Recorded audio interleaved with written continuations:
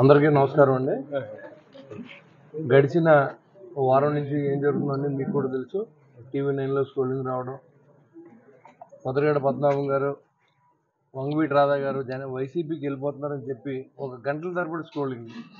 అప్పుడు పద్మనాభం గారికి ఫోన్ చేసి నాకున్న పరిచయాల్లో ఆయన అడగడం జరిగింది, అన్నయ్య గారు మీరు వెళ్ళిపోతున్నారని పార్టీలోకి ఏంటంటే నాకు అసలు వితౌట్ మైకర్స్ వాళ్ళు వేసేస్తున్నారు, నాకు అసలు సంబంధం లేదు, నేను వెళ్ళిన ఆ పార్టీలోకి అని చెప్పడం జరిగింది. అప్పుడు ఆయన నేను సంప్రదించిన తర్వాత ఆయన్ని ఒప్పించి పార్టీలో తీసుకెళ్లే ప్రయత్నం నేను చేసా. కళ్యాణ్ గారి దగ్గరికి వెళ్ళి చెప్తే ఆయన కూడా కెర్లంపూడి వచ్చి స్వాగతం పలికి ఆయన పార్టీలో తీసుకునే కార్యక్రమం చేపడతాం. అది ఎప్పుడంటే 20వ తారీఖు లోపు కానీ 23వ తారీఖు కానీ జరగవచ్చు. అది ఆయన నేనే వెళ్తాను, ఆయన నేనే వెళ్ళి ఆహ్వానిస్తాను, పెద్ద ఆయన్ని ఉద్యమ నాయకుడు ఆయన అని పవన్ కళ్యాణ్ గారు కూడా చెప్పడం, నేనే మాట్లాడాను. దీంట్లో ఎవరో చెప్పింది కానీ నేనే మాట్లాడింది, నా పేరే రాసుకోండి, ఇబ్బంది లేదు. ఖచ్చితంగా ఆయన పవన్ కళ్యాణ్ వస్తారు, ఇక్కడికి వచ్చి ఆయన జాయిన్ చేసుకుంటారు. ఒక 10 రోజుల లోపు ఏదో డేట్ అయితే ఖచ్చితంగా చెప్పలేను కానీ ఆయనకు ఉన్న పని ఒత్తిడిలో ఒక 10 రోజుల లోపు పద్మనాభం గారు ఇక్కడికి వస్తారు, కెర్లంపూడి వస్తారు, ఇక్కడికి వస్తారు, ఇంటికి వస్తారు. పద్మనాభం గారు అదే మేము కూడా ప్రయత్నం చేస్తాం. ఆయన వస్తానికి, ఆయన వచ్చిన తర్వాత నేను జాయిన్ అవుతానని చెప్పాలి.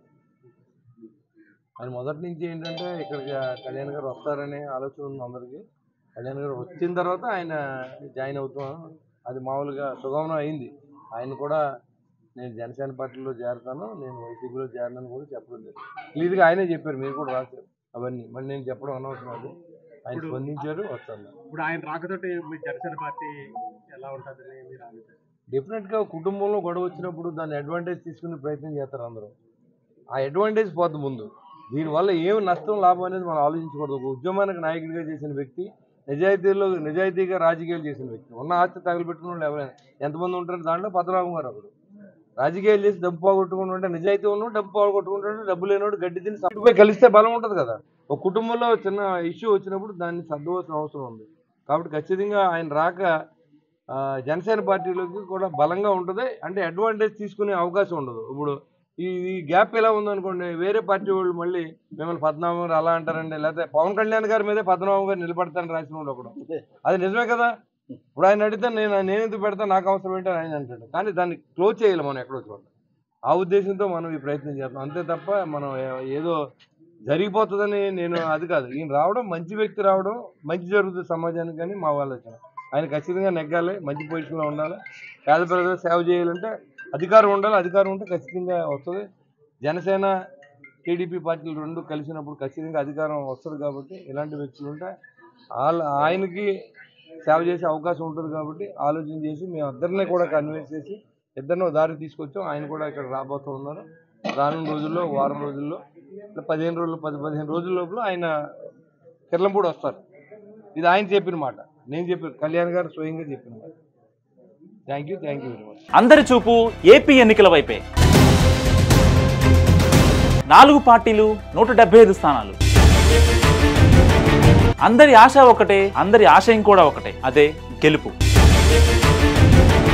మరి ఆ గెలుపు వరించేదెవరిని?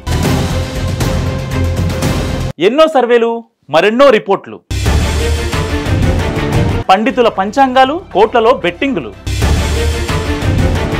175 సెగ్మెంట్లో ఎవరెక్కడ గెలుస్తారో, సీఎం ఎవరవుతారో చెప్పడానికి చిట్టి రెడీగా ఉంది.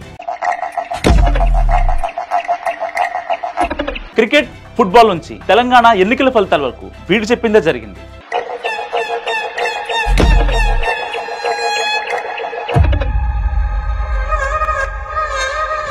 ఏపీ అసెంబ్లీ ఎన్నికల తర్వాత అసెంబ్లీ గేటు తాకేదెవరు, మరో 5 ఏళ్లు ప్రతిపక్షంలో ఉండేదెవరు తెలుసుకోవడానికి నేనెంత ఎగ్జైట్మెంట్తో ఉన్నా, చెప్పడానికి చిట్టి కూడా రెడీగా ఉంది. మరి మీరు?